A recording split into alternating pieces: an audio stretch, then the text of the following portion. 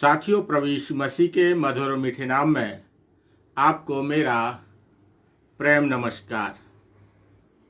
मैं पास्टर हरीश सामुएल, जो बाइबल के एक अध्याय पर प्रतिदिन मनन कराता हूँ।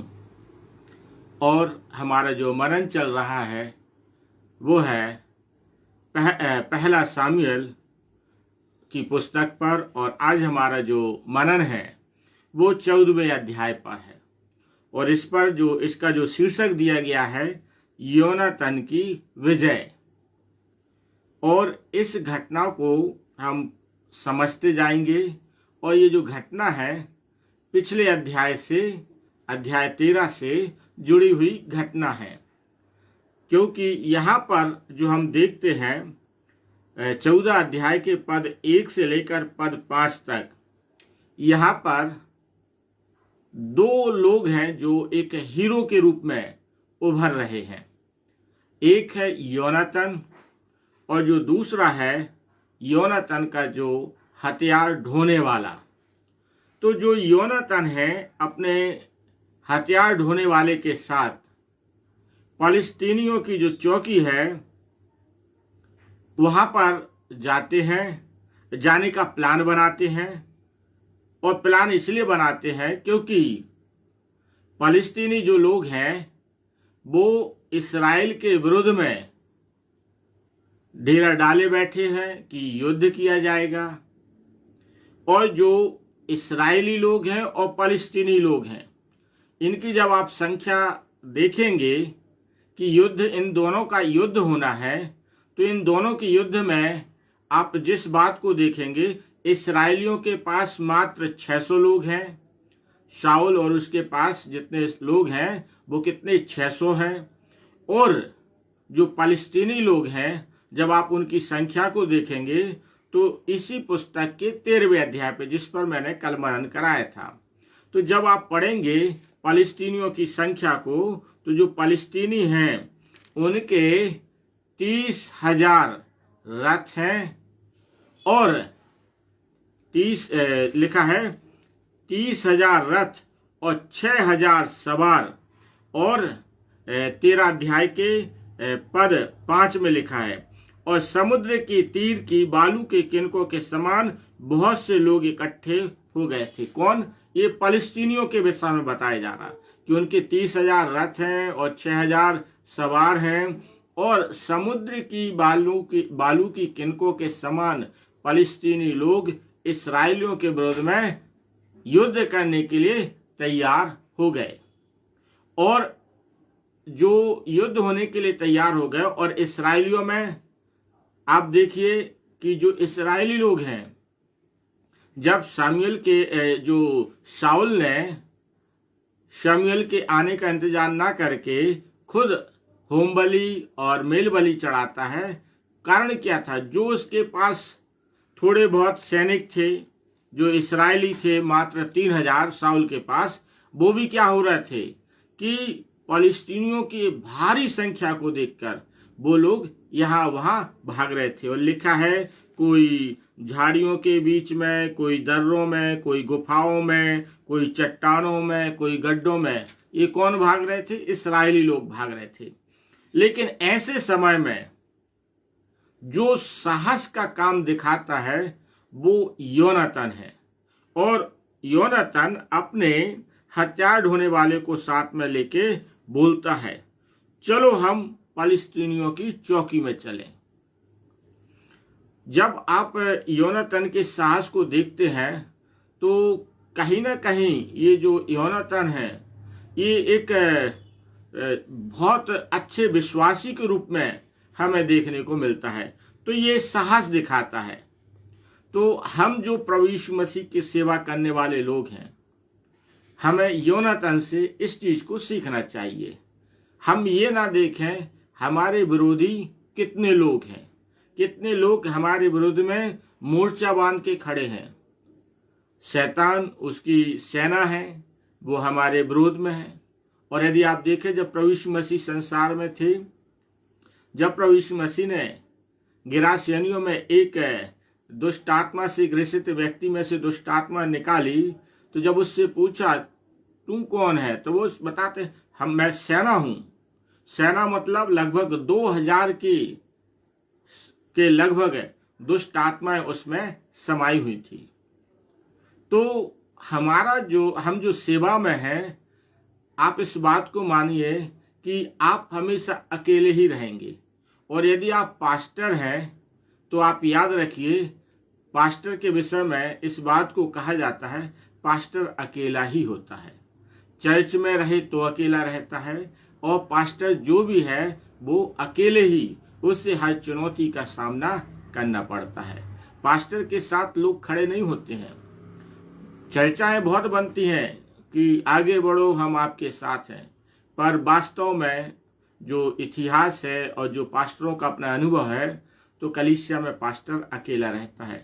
लोग सपोर्ट करते हैं, आर्थिक सपोर्ट करते हैं, मॉरल सपोर्ट करते, सब बात क्या करते हैं, लेकिन ये बात बड़ी स्पष्ट है, ये मैं नहीं बोल रहा हूँ, मेरे तो अपने अनुभव हैं कलीसिया के साथ, वो अलग है।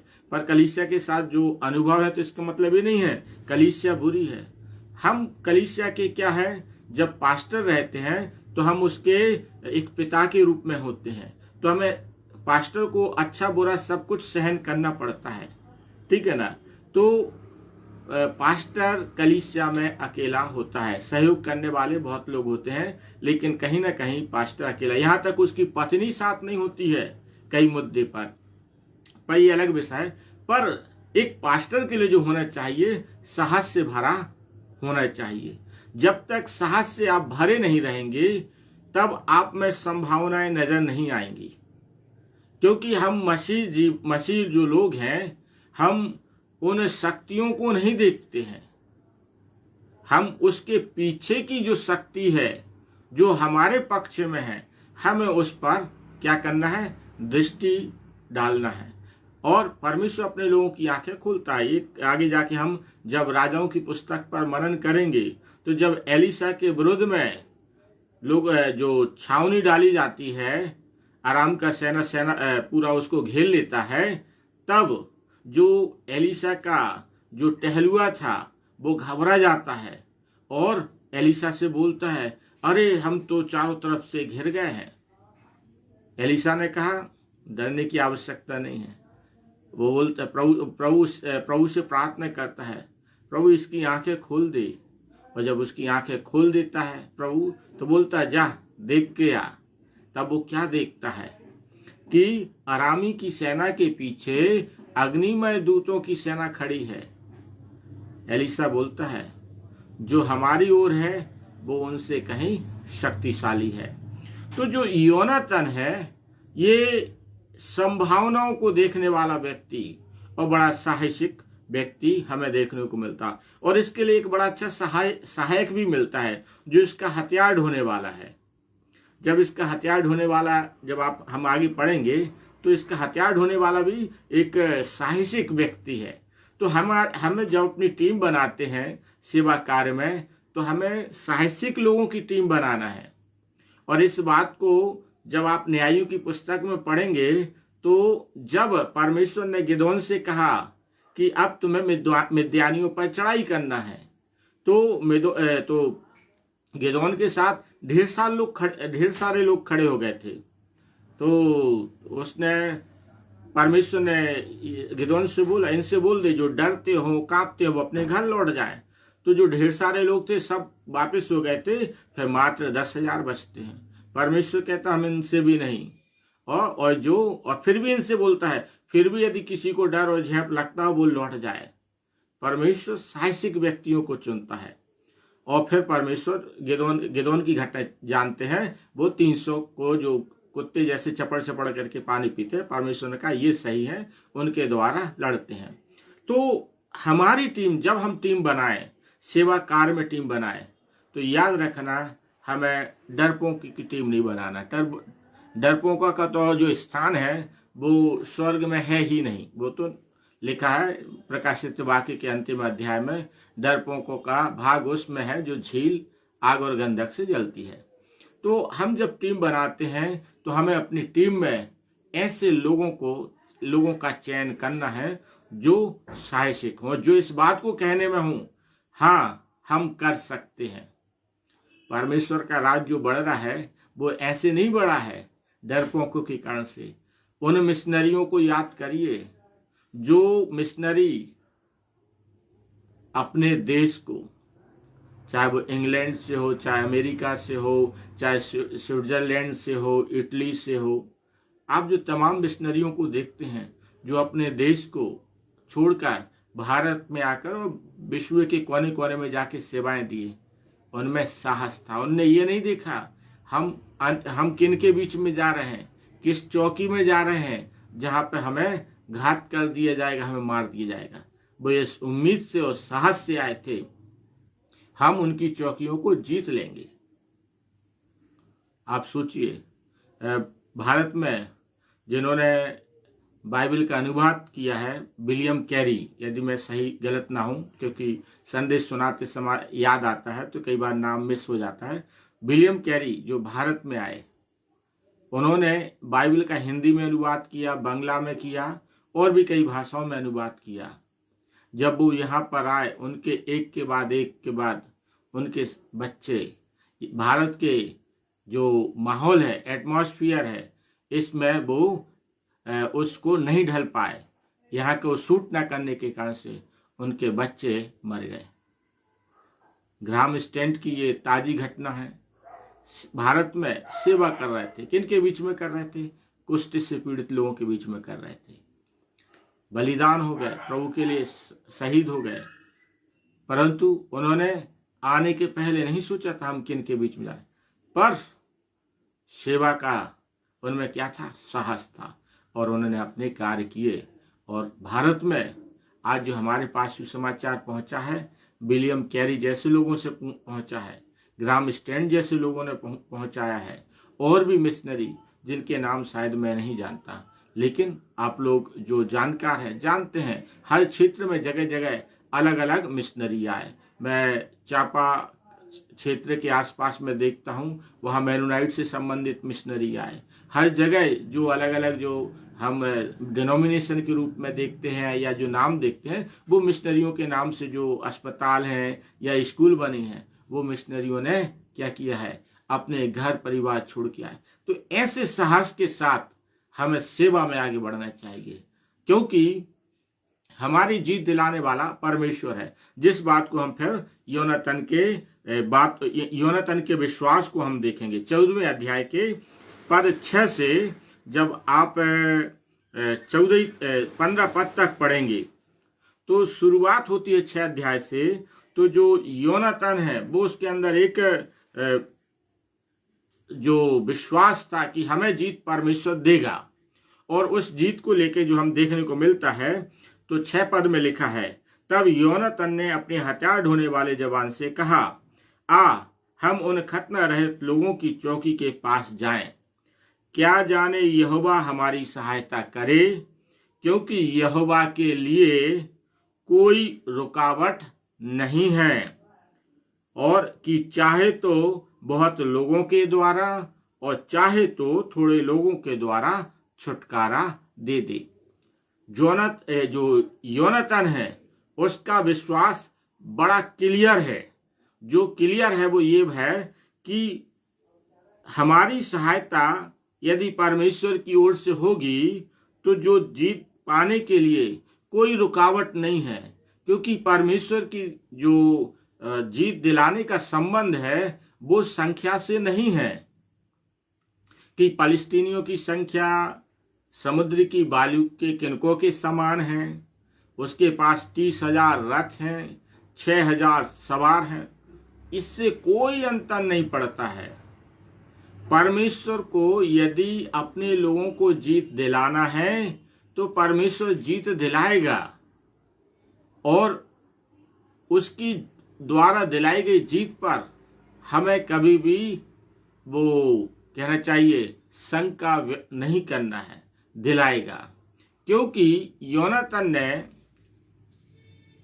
क्योंकि व्यवस्था जो इतिहास लिखे जाते थे तो योनातन कहीं ना कहीं जिसमें परमेश्वर की दी गई अच्छी बुद्धि पाई जाती थी, जिसके कारण से उन्हें इतिहास पढ़ा होगा, व्यवस्था की बातों को पढ़ा होगा, तो तो उसे वो सारी बातें याद रही होंगी, क्योंकि परमेश्वर संख्या से जीत नहीं दिलाता है और परमेश्वर की दृष्टि में संख्या तो कोई मायने नहीं रखती है।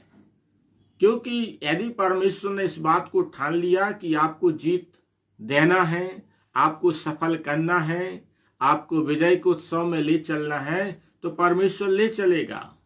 और इस बात को योनातान पुरानी बातों को याद रखा होगा कि किस प्रकार से यरीहो की शहरपना धराशायी हुई, किस प्रकार से जो गिदोन ने मिद्यानियों को, जो जिनके विषय में लिखा गया कि जिनकी संख्या टिड्डियों के समान थी, मात्र 300 लोगों के कारण से विजय पाई।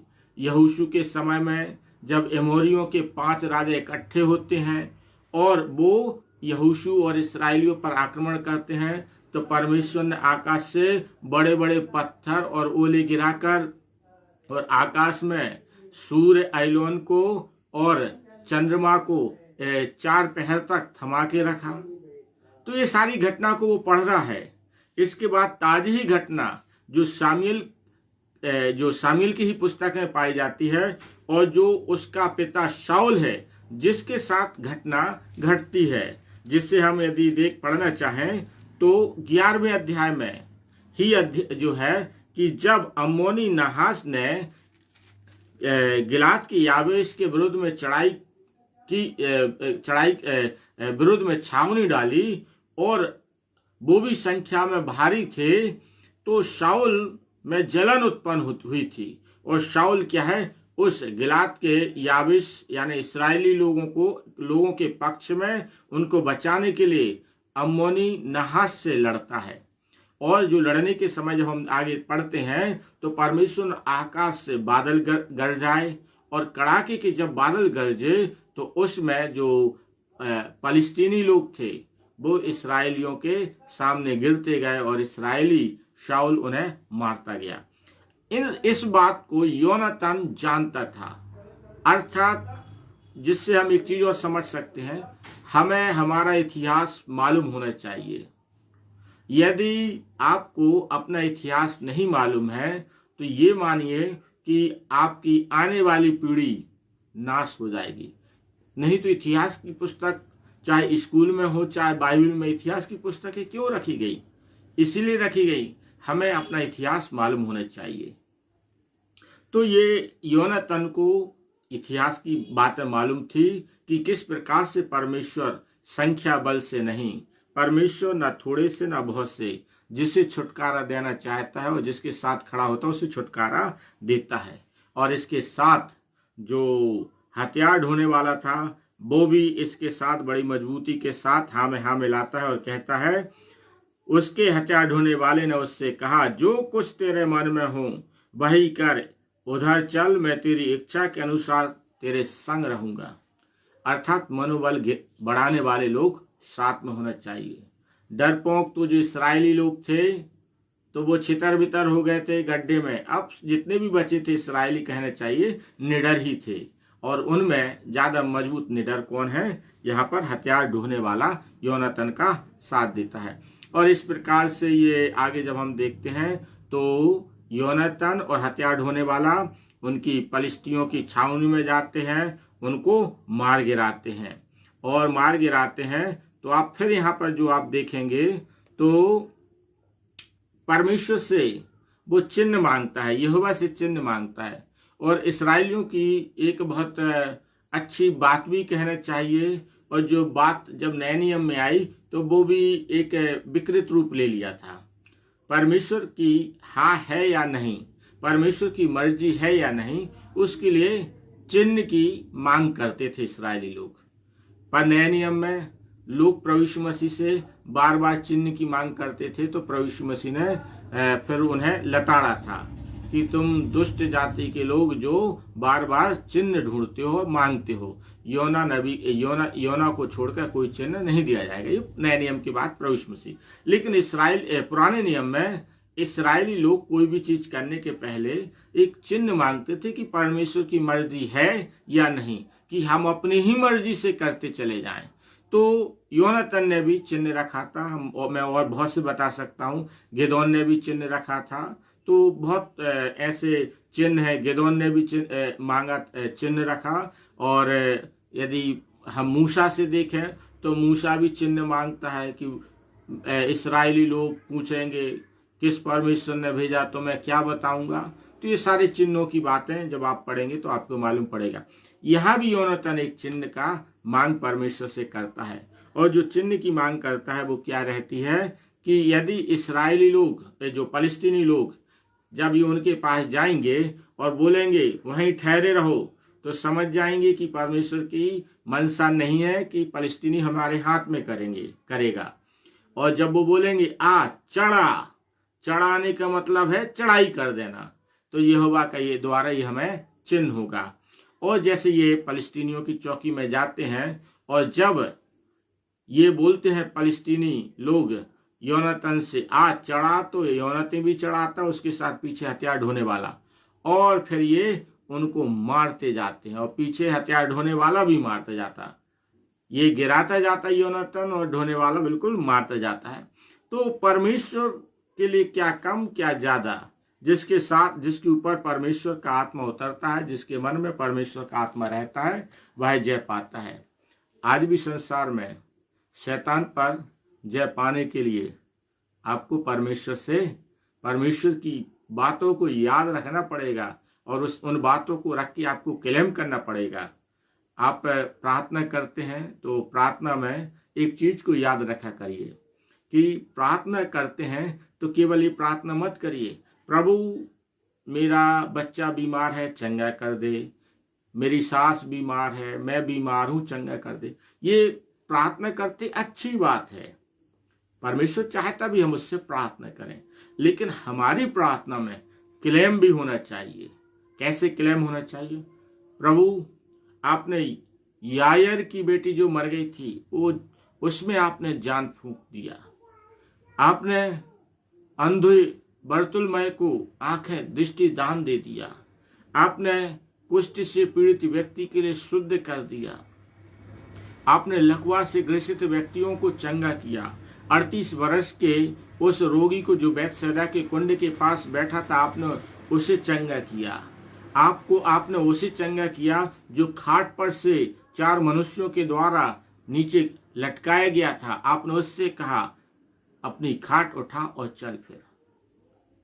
तो ढेर सारे आप बाइबल को पढ़ेंगे, जब आप पढ़ेंगे तो आपको मालूम चलेगा कि हमारा परमेश्वर सामर्थ के काम को करने वाला परमेश्वर, आश्चर्य कर्म करने वाला परमेश्वर। तो आप क्या कर सकेंगे? इन बातों का क्लेम करना है, इन बातों की घोषणा करना है। जब इन बातों की घोषणा करते हुए, क्लेम करते हुए प्रार्थना करेंगे तो परमेश्वर आप तो उन बातों को परमेश्वर भी याद करेगा कि हाँ, ये मेरा वो दास है जो परमेश्वर के वचन को पढ़ा है और जिसके कारण से क्लेम कर रहा। तो परमेश्वर हमारी प्रार्थना को उत्तर हाँ और आमीन में देता है, पर क्लेम करने से हमारा और अच्छा प्रभाव रहता है, और अच्छी बात होती है कि कम से कम परमेश्वर तो खुश होगा कि ये हम मेरे वचनों को याद रखकर क्लेम करता है। तो योनातान अपने हथियार ढोने वाले के साथ चौकी पर जाता है, उन्हें मारता जाता है, गिराता जाता है। और इसके बाद हम जो देखते हैं कि परमेश्वर की एक बड़ी अच्छी विशेषता रही, जितने लोग तलवार से नहीं मरते उससे ज्यादा परमेश्वर हमारे पक्ष में रहकर लोगों को मारता है। जब आप 14वें पद को पढ़ेंगे, 14 अध्याय के पहले शामिल को, तो लिखा है यह पहला संहार जो योनातान और उसके हथियार ढोने वाले के द्वारा हुआ, उसमें आधे बीघे भूमि में 21 पुरुष मारे गए, और छावनी में और मैदान पर और उन सब लोगों में थरथराहट हुई, जिनकी संख्या समुद्र की बालू के किनकों के समान है। उनमें क्या हो गई? अब थरथराहट पैदा हो गई। अब आगे लिखा है और भूकंप भी हुआ और अत्यंत बड़ी थरथराहट हुई। भूकंप कौन पैदा करता है? योनातान नहीं कर सकता है। परमेश्वर योनातान के साथ खड़ा है, तो परमेश्वर ने योनातान के पक्ष में, मालूम है कि योनातान कितने को मारेगा, 20 ही को मारेगा, थक जाएगा, और क्षमता होगी 50 को मारेगा, और क्षमता होगी शिमशोन के समान तो 1000 को मारेगा। लेकिन वो तो समुद्र की बालू के किनके समान लोग हैं, तो एक योनातान कितने लोगों को मारेगा।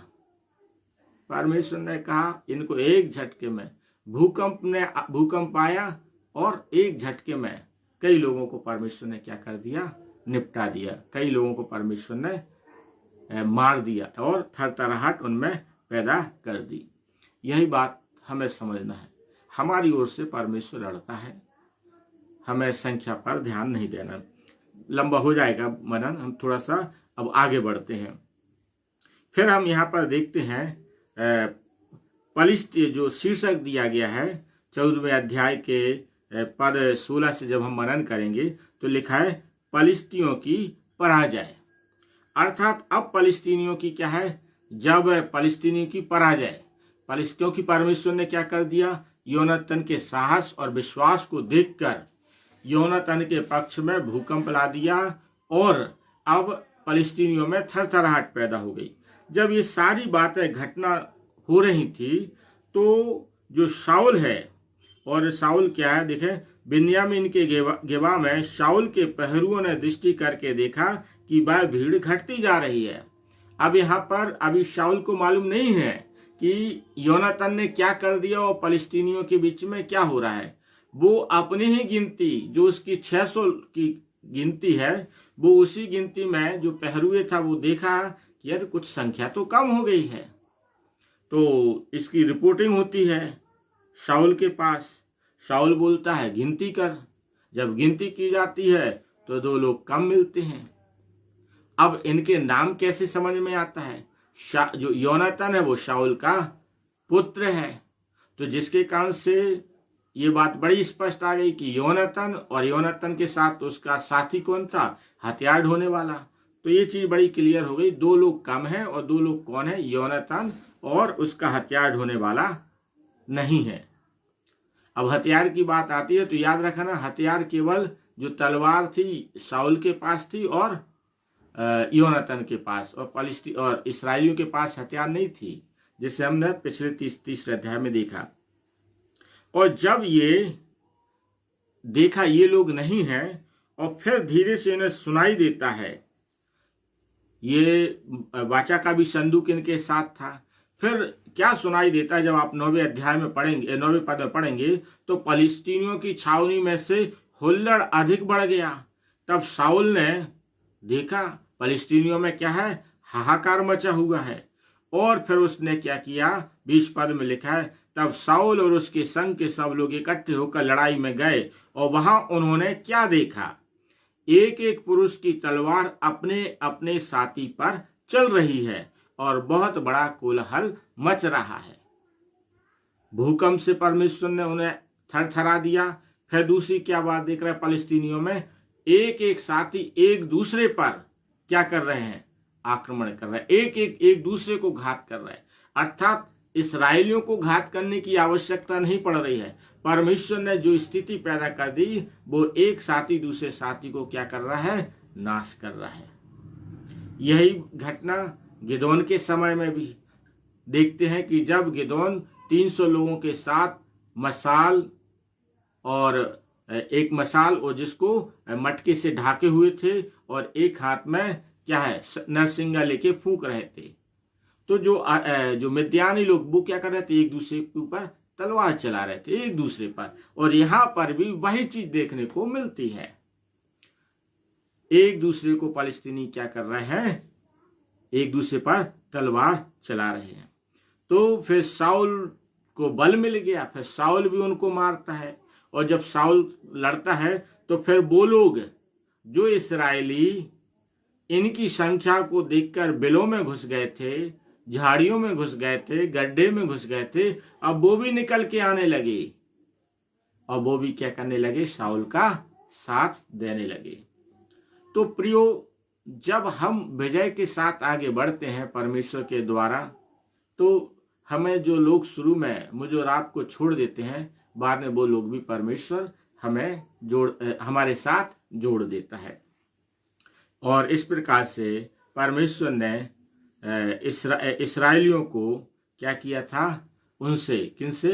फलिस्तीनियों से छुटकारा दिलाया। तो प्रियो, हमें परमेश्वर छुटकारा दिलाने के लिए सदैव तैयार है, पर हमारा जो जीवन है योनातान के समान साहस से भरा होना चाहिए। और योनातान जैसा हमें एक सहायक भी मिल जाए तो बहुत अच्छा है, पर बड़ा कम होता है सहायक पासवानों के लिए, अच्छे पासवानों के लिए अच्छे सहायक मिलना, लेकिन प्रभु देता है। इसके बाद योनातान जैसा हमारा विश्वास बड़ा मजबूत होना चाहिए, और जब ऐसा रहेगा तो हमारी विजय, जिस प्रकार से योनातान ने फलिस्तीनियों पर विजय पाई, हम भी इस संसार पर जय पाकर प्रभु यीशु मसीह के नाम का झंडा ऊंचा करने वाले बन सकेंगे। इसके बाद का जो हिस्सा है, जिस पर मनन परमेश्वर की दया से कल कराऊंगा, यदि परमेश्वर ने चाहा तो। परमेश्वर हम सबों को बहुतायत से आशीषित करे। आइए हम छोटी सी प्रार्थना में जाएंगे। हमारे पवित्र सामर्थी परमेश्वर यहोवा, प्रभु यीशु नासरी के नाम से आपके पास आते हैं। हम धन्यवाद देते जीवन की तमाम आशीषों के लिए जो आप अपने लोगों को प्रदान करते हैं। हमारे प्रिय लोग जो फेसबुक पर प्रभु ऑनलाइन रहते और जो बाद में प्रभु संदेश को सुनते, हमारे इन प्रिय लोगों को आप आशीषित कीजिए, और हमारे प्रिय लोग आपकी महिमा में आगे बढ़ते जाएं। हमारे प्रिय लोगों की हर एक समस्या यीशु नासरी के नाम से प्रभु दूर होने पाए। हमारे सारे प्रिय लोग आशीषित रहें। सारी बातों में आपका धन्यवाद देते हुए प्रार्थना प्रभु यीशु नासरी के नाम से मांगते हैं। आमीन, आमीन, आमीन। परमेश्वर आप सबों को आशीष दे।